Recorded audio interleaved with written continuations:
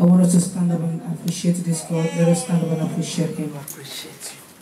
Oh, hallelujah. Stand up and appreciate the King of Glory. Appreciate the King of Kings. Open your mouth and insult Him. Appreciate you, Son of God. Magnify the King of Righteousness. Church, I want you to open your mouth. I want you to open your mouth. I want you to open your mouth. Thank you, Father. Begin to exalt Him. Begin to magnify Him.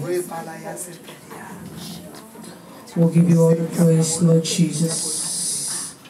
Thank you, Father. Thank you, Father. Jesus, you are faithful. Glory, glory,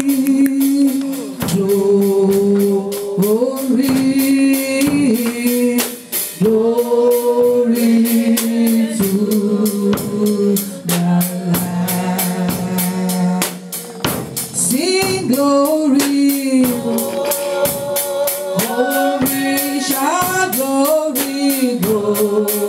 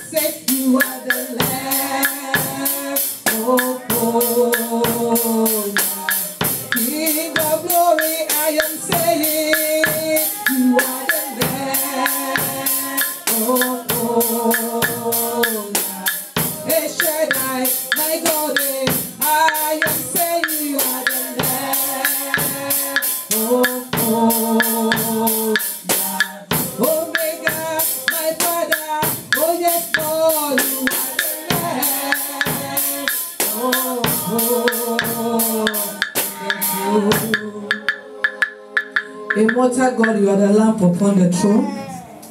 We bless your name, Father. We glorify your name. We worship you, our King and our Maker. The Lion of the tribe of Judah will lift you up. We bless your name at this time, O God. Blessed be the name of the Lord. Thank you, Father. In Jesus' name we have prayed. People of God, we're going to pray one prayer before we sit down. Amen. I want you to pray this prayer with me. I want you to pray today and say, Lord, the enemy will not rejoice over my life. Are you hearing me? You pray that prayer, say, Lord Jesus, the enemy enemy will not rejoice over my life. Open your mouth and begin to pray right now. Masakeria Boshekeria Basanta. Mama Shito Robo Sekeria Makindara. Father God, the enemy will not rejoice over my life, oh God. Lord God in heaven, the enemy will not rejoice over my life. In the name of Jesus Christ. Father God, I pray this today, oh Lord. In the name of Jesus. In the name of Jesus. The enemy will not rejoice over my life. I will not be a thing of joy for the enemy. I will not be a point of joy for the enemy. The enemy will not rejoice over my life, oh God. I pray this today. In the name of Jesus Christ. That the enemy will not rejoice over my life. That my life will not be a point of celebration. And against my life. In the name of Jesus. Yamasaka Porobo Shekeria. Makusoko Tobo Shekera. The enemy will not rejoice over my life. My life shall be a thing of celebration for myself. Not in the help of the enemy. Thank you. I shall be a joy of any generation. In Jesus' name we have prayed. Amen. Such as you have said it, so shall it be. Amen. I say, as you have said it, so shall you be. Amen. The enemy will not rejoice over your life. Amen. In the name of Jesus. Amen. You will not be a point of joy for the enemy. Hallelujah. In the name of Jesus. Amen. At the camp of the enemy, they will never celebrate your failure. Amen. In the name of Jesus. Amen. The enemy will not look at your name and say, this one is finished. Hallelujah. In the name of Jesus. Amen. Thank you, Heavenly Father. Thank you, Lord God. In the name of Jesus. Amen. We are going to pray some more after this message. Amen. Amen. That's why I said, give me your time. We're going to pray today. Hallelujah. The Lord will help us in Jesus' name. Amen. I want you to open your Bible to the place we read earlier. Open your Bible to the book of Genesis chapter 22. I am going to be dwelling on that in this book this afternoon. The Lord Jesus will help us. Thank you, Father. We lift your name high. Oh, we lift your name. I said we lift your name. I said we lift your name. Oh, my God, lift your name. Oh, yes, we lift your name. Oh, yes, we lift your name. We lift your name. I we lift your name. Oh, yes, we lift your name.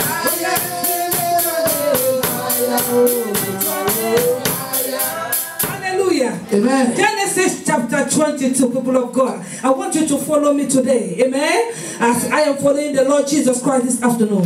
Genesis chapter 22, I want to read verse 17. The Bible said, in blessing I will bless thee, and in multiplying I will multiply that seed as the stars of the heaven, and as the sun which is upon the seashore, and they shall possess the gate of his enemies. Go again to the book of Genesis 24, the same book. The book of Genesis, just flip like about a page or two, and I want to be reading verse 58 to 60. Genesis 24, verse 58 to 60. And they called Rebekah and said unto her, will thou go with this man? And she said, I will go. And they sent away Rebekah their sister and her nurse, and Abraham's servant and Ishmael. 60. And they blessed Rebekah and said unto her, thou art our sister, be thou the mother of thousands of millions, and let thy seed possess the gate of those which hate them. Did you see that? The first place where I said, and thy seed, because that was God talking to Abraham direct. Are you hearing what I'm saying? He said, and thy seed will possess the gate of his enemies. But in this place where we read right now, this was Rebekah's sickness and parents blessing him. They now said, let your seed possess the gate of those that hate them. Hallelujah.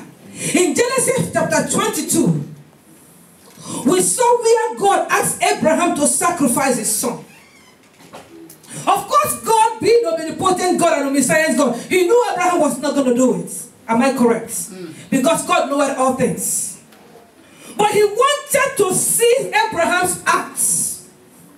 He wanted to see how much Abraham can give up Isaac. Remember what I preach on the topic that says my Isaac. Amen? God wanted to see what Abraham was going to do. He said, listen, I want you to go and sacrifice this son that you waited upon me for a long time. The son that came at your old age. The son that came when people were laughing at you and your wife. Is somebody getting the picture right now? The son that came when you think you are almost going to the grave. I want you to give me back that son. Now, hear this. Abraham did as God expected. He went there and wanted to kill his son, and God provided a lamb of sacrifice. But that's not where I'm going. That one is on our message, my Isaac. The place I'm going is this. After Abraham has shown his love to God, a blessing came when Abraham overcame, or when Abraham passed the test of the Lord. A promise, a blessing came, which was from the mouth of God direct. He said, listen, Abraham, my son, you have done as I expected. I know you love me so much. He said, but I want to tell you something. For this single act that you have done, a blessing, I am going to bless you. Is somebody in the house today who the Lord is saying, a blessing, I will bless you. Amen. Are you hearing me? God said, for showing me this great love, for giving your life to Jesus Christ as your Lord and personal Savior, for coming to church to worship me, for acknowledging me as your God. God is saying, a blessing, I will do what? I will bless you. I don't know if it's somebody in church today who the Lord has given such promise. I think I'm the one. Hallelujah. Amen. A blessing, I will bless thee. I will multiply your seed. The Lord is telling Abraham, he said, listen, right now you have Isaac as your son. And probably Ishmael by the other side. He said, but I want you to know that these two kids you are seeing right now, in my capacity as God, I will multiply this seed. Can I hear an amen from you? Amen. Because I am God, I am going to multiply your seed, that your seed will fill the whole earth. He told Abraham, he said, listen, look at the stars in heaven. If you can count the stars, people of God, hear me. If you can count the stars in heaven, then you know you'll be able to count your children. Count your blessings, claim them one by one. Count your blessings, see what God has done. Count your blessings, name them one by one. And it will surprise you what the Lord has done. God told me, say, listen, if you can count the stars of heaven, then know that you will be able to count and number your children. But the blessing did not stop there. The last part of that blessing is where we got this message today. Possessing the gates of your enemy. Possessing the gates of your enemy. People of God, I want to tell you today, listen. Because you are in church today, are you hearing me? Because you do not allow the enemy to keep you at home. For the fact that you are in church today, you will possess the gates of your enemies in the name of Jesus. Amen. Listen, the Bible says, and thy seed shall possess the gate of those that hate them. Your seed will possess the gate of his enemies. Listen, I want you to know that there are enemies. Amen. If there are none, God himself will not tell Abraham that your seed will possess the gate of his enemies. If you look at that scripture, we have 3 key words there. In that topic, possessing the gate of the enemy. There are 3 key words. The number 1 is possessing, number 2 is the gate, and number 3 is what? The enemy. When you are talking about possessing, you are talking about taking over. You are talking about obtaining, to inherit, to occupy, to take. Possessing. Taking over. Hallelujah. Amen. Occupying, obtaining. When you're talking about a gate, of course you know, a gate is a place of entrance. Amen? You enter through the gate, you come out through the gates. Is somebody get what I'm saying? In some cities, their gates are locked up at a particular time. Am I correct? In some apartment complex, if I'm wrong, tell me I'm wrong. There is certain time you cannot enter through the gate. Or even if you have to enter, they will give you a card which you will scan by the gate. And the gate will open. Is somebody get what I'm saying? Because they don't want visitors, unauthorized visitors to come into the apartment complex. So everyone living in that apartment, they will give you a card. Once you come in and swap your card, the gate will open. Or some of them will put like a pad by the gate. All you have to do is to put in your number. Are you understanding what I'm saying? So a gate is a place of entrance. And when you're talking about enemy, people of God, hear me. Listen to this. Do you know that some people that they are living, but they don't know they have enemies? Listen, the worst thing that can happen to you is when you don't know you have an enemy. Is somebody get what I'm saying? Because there are what I call unfriendly friends. Enemy in the house. Enemy within. Let me give you a short story before I continue. There was this guy. He agreed with his friend, in quotes, to open a business.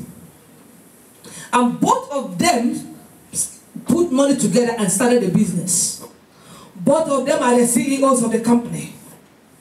But unknown to the other person, Mr. A, he was following Mr. B with a clean heart. It happens that most of the contract that was coming into the business was coming from Mr. A. So there was this particular contract that came in through Mr. A in that company. And Mr. A said, because the contract came from him, he was going to get, I think, like about 60 or 70% of the profit. And the B asked him, he said, listen, are you kidding me? You're not going to do that? You know what Mr. B did? Mr. B went and sent people to eliminate Mr. A when the contract came through. And the unfortunate and the hurting part of it, after killing Mr. A, drugged Mr. A's wife and got her pregnant. So when this woman was pregnant, her husband was killed. She thought the pregnancy was for her husband. It was later that it was realized that it wasn't her husband's baby. But where am I going? Somebody working in a company had a joint business with an enemy. People of God, hear me and hear me well. Your major enemy as a child of God is the devil. Are you hearing what I'm saying? Because the Bible says he's your what? Your adversary. He's the one that does not want you to enter into the kingdom of God. He's the one that tempts you every day so that your relationship with God will be destroyed. He's the one that will bring sin before you and make you to give your heart to it. And the same accuser, the same adversary will go back to God. I will say, God, I thought you said Sister B is your daughter. Look at what she has done. That is your number one enemy. I'm talking about possessing the gates of your enemy. Then, the other enemy that you could see is, listen, anyone that wants you dead is not your friend. Are you hearing me, church? Anyone that wants you dead, I don't think that person should be called your friend. Anyone that destroys your personality, anyone that pushes you down, anyone that wants people to see how evil you are, how bad you are. Listen, even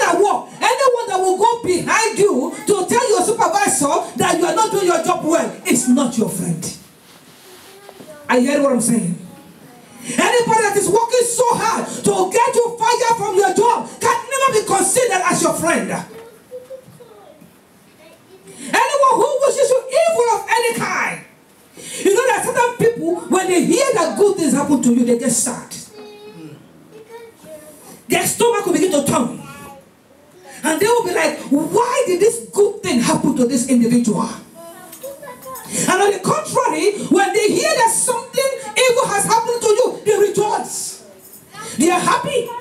You know, our first prayer said, the enemy will not rejoice over your life. Are you hearing me? Because there are certain people, you didn't do anything to them. You didn't hurt them at all. Yet, they are not in support of your prosperity. Yet, they don't want you to progress. They don't want you to move forward. They don't want you to succeed. They are rejoicing when they see you lose your job. They are happy when you come to beg them money for God. They are happy when you tell them you cannot pay for your apartment, yet your house is for clothes. They rejoice. You know, there are people that they will prefer to throw clothes to you than for you to have money to buy your own clothes. Am I making sense to you? They will prefer to call people and say, listen, this person, her house catch fire, let's contribute, than to see you to come and tell them that you bought a new house. I don't know if I'm making sense to somebody in the house today. Some people can never be considered a friend. There are people that will go, listen, in the schedule book, for some of us that are working, in the schedule book, they will go and pick up the schedule. They will tell the supervisor, I want to bump this person. Cancel her name and put my name. Are you hearing me? She's working too much overtime. I want to bump her. I want to bump him. Some people, you don't consider them a friend. But today, we are going to consider possessing the gates of your enemy. People are going to listen. What is the significance of a gate? What is the significance of a gate?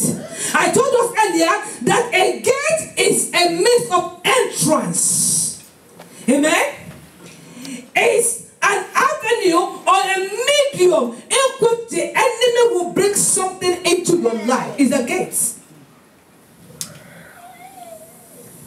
And you know what? When the enemy wants to capture a believer, he looks for an available gate to come into your life. Let me tell you something. Your eyes could be a gate. There are things that you will watch on TV. There are things that you will watch with your eyes. It will enslave your soul. Is somebody get what I'm saying? That is why as a child of God, you don't watch everything you see. Not everything that comes on TV is good for your eyes. A child of God, hear me, people of God, hear me. Every place is not good for a child of God. There are places you will go, hear me. When the enemy wants to see you to destroy you, he realizes that when he comes to the house of God, he will not destroy you. He will lure you to a place where it will be easy for him to destroy you. Gate of destruction. May the enemy never raise the gate of destruction for you in the name of Jesus Christ. Amen. A lot of people, even believers, have lost their life because they follow their friend to a club. Are you hearing me, church? Possessing the gates of the enemy. So, gates are places where decisions are taken. If you look at in the scripture, you will find that at the gate, decisions are taken at the gates. Gates are places where information is being given. It's a meeting place. It's a place where people come to do transactions. It's a place where people go in and out of the city.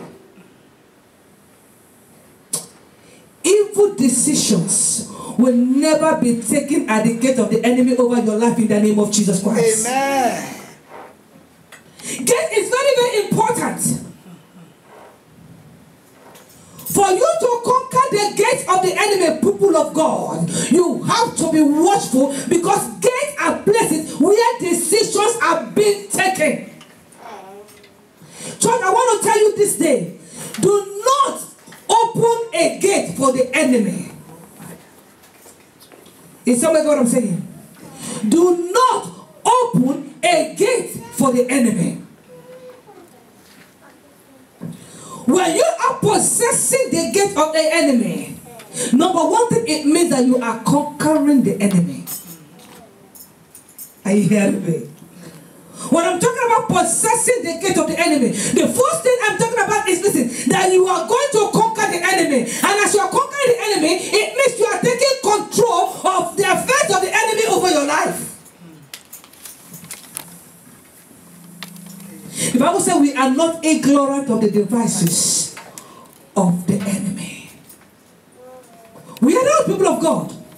So, possessing the gate of the enemy means you are becoming an overcomer. You are overcoming the affliction the enemy is putting in your life. You are overcoming the situation you are going through.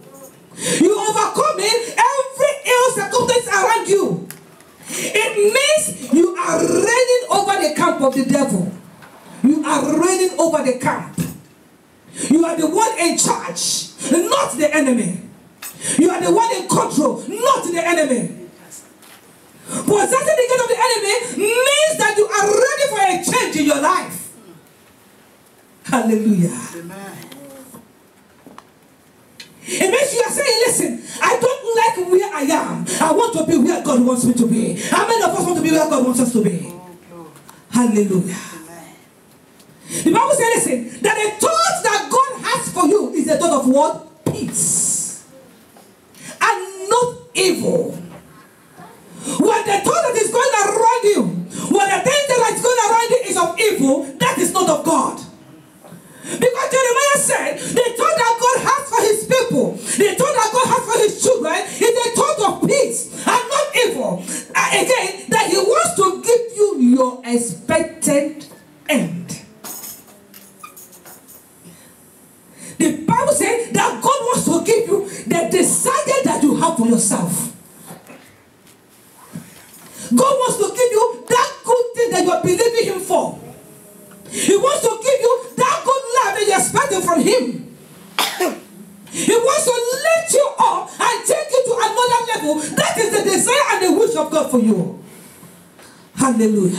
Amen. When you are possessing the gate of the enemy, it means that you are victorious. A songwriter said, I am victorious. Yes, I am victorious. Glory be to God who has given us victory. Possessing the gate of the enemy means you are victorious. You are an overcomer. There is a part of the scripture that I love so much. I love what the Bible says, and it came to pass. Are you hearing me? And it came what? To pass. It means there was a situation previously, but now I am free.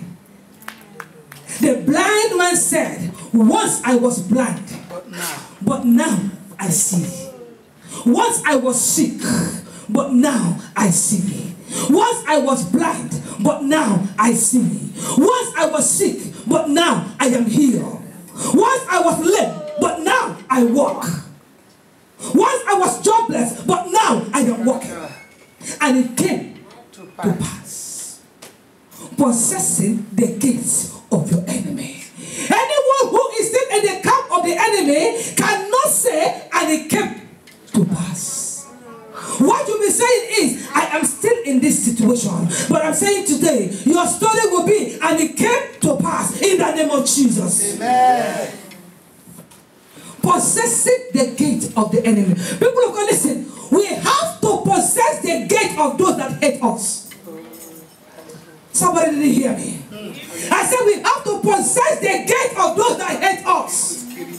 When Rebecca was leaving the house, the assembly called him.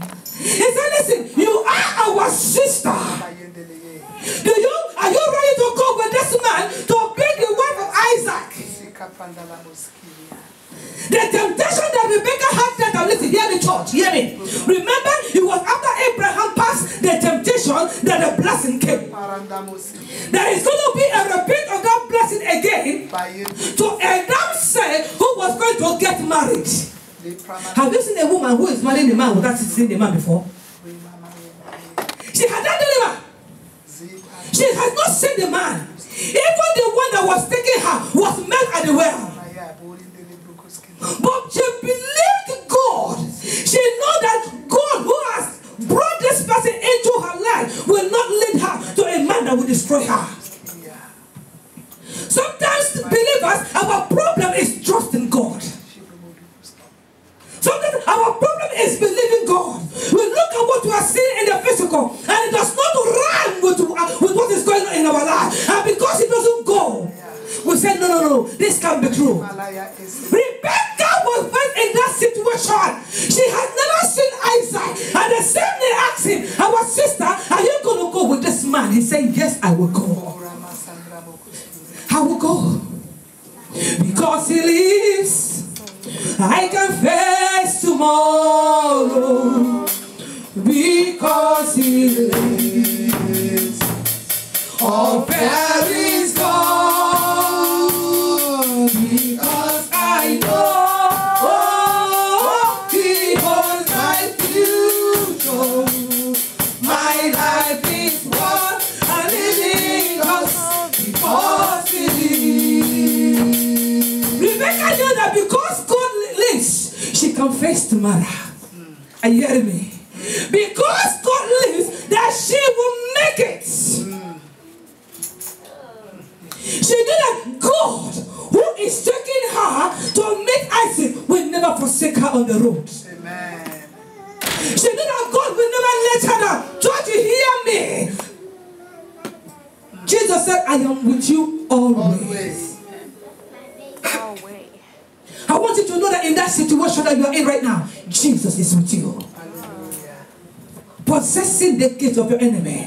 Now, how do we possess the gate of our enemy? Hear me, church. Anyone living in sin, I want to say this. If you are living in sin, you have already made yourself a prey to the devil.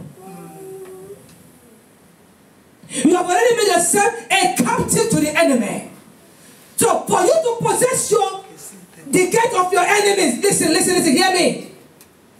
Rebecca was told that she will possess the gates of those that hate her. Her seed will possess the gate of those that hate them. Because when the seed possess the gate, Rebecca has also possessed the gate. You see what I'm saying? Yeah. When your child prosper, you have prospered. So, the first step to possess the gate of the enemy is repentance. I am not saying that you're not a Christian. That is not what I'm talking about. I am not saying you don't go to church. I'm not saying that. I'm not saying you're not paying your tithe. That is not what I'm talking about. I am not saying you're not a worker in the house of God. That is not what I'm saying. The point I'm saying is, for you to possess the gate of an enemy, you must be in good terms with God. Hallelujah. Amen. But if you realize there is something strange in your relationship with God, repentance will help you to get to where God wants you to be. Because the Bible says if we confess our sins, that He is faithful and just to forgive us. He is faithful and just to forgive us. And He will cleanse us from every unrighteousness. Just God will cleanse us from every unrighteousness. Now, the second step, listen, I want you to take this step because we are going to use them as we are going to pray. The second step in possessing the gate of your enemy is this. There are certain issues that you will need revelation from God. I don't know if I'm making sense to somebody in the house today. Certain issues you need to ask God for divine revelations. You need to ask questions. You need to know what is going on. There are certain prayers that we're going to pray that you will need to call your village and know how certain things happened. I'm telling you today, listen, you will possess the gates of your enemies in the name of Jesus. Amen. Thank you, Jesus. Thank you, Jesus. Thank you, Jesus. And the next step that we're going to do is to disorganize every evil gathering of the enemy. The Bible says in the book of Isaiah, listen, though they gathered, but they are not gathering in his name. And the psalmist says that they will come one way, and they're going to be what? In 7 ways. We are going to disorganize the gathering of the enemy, and then we will declare every gate of the enemy against us to be closed through the blood of Jesus Christ. I'm talking to you about how we can possess the gates of the enemy. And the number 5 one is that you will pull down and destroy the gates. You will pull down and destroy the gates of the enemy. Now, number 6, you will reclaim all that the enemy has stolen from you. Remember, I'm talking about how to possess the gate of the enemy. Now, you will decree that those gates that you have destroyed will never be opened again. Is somebody getting what I'm saying? You will decree that the gates that you have destroyed will never be opened again. Because the enemy opens a lot of gates in the life of believers, in the life of man. Sometimes you will see somebody having series of affliction. Affliction upon affliction upon affliction. And they will begin to wonder, what is going on? Why is my life like this? You will see certain people moving in confusion. They are living, but they don't know what is wrong with them. You will see another person in constant illness. Today is migraine. Tomorrow is, what would I say? Maybe high blood pressure. Another time is another sickness. The gates of the enemy. But today, you will possess the gates of the enemy in the name of Jesus Christ. Amen. I said you will possess the gates of the enemy in the name of Jesus Christ. Amen. The will of God is that you will live in good health, you will prosper, even as your soul prospers. The will of God is to give you your expected end. The will of God is for you to overcome affliction, for you to overcome temptation. Certain Christians do not have the ability to overcome temptation anymore because the gates of the enemy is still in their life. The enemy opened a gate of sin for them, and you will see them today they are Christians, tomorrow they are not. That will not be your portion in the name of Jesus. Possessing the gates of the enemy.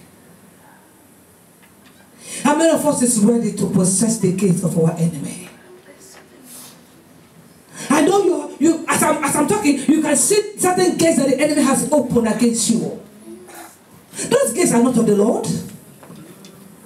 It's not the will of God that you will be in that situation. But today something different is going to happen. I said something different is going to happen. In the name of Jesus. We give you glory, Lord, as we honor you. We give you glory, Lord, as we honor you. You are wonderful. You are worthy, oh Lord. You are wonderful. You are worthy, oh Lord. Church, I want you to stand up as we're going to pray right now. I have some prayer topics to give to us. We're going to pray.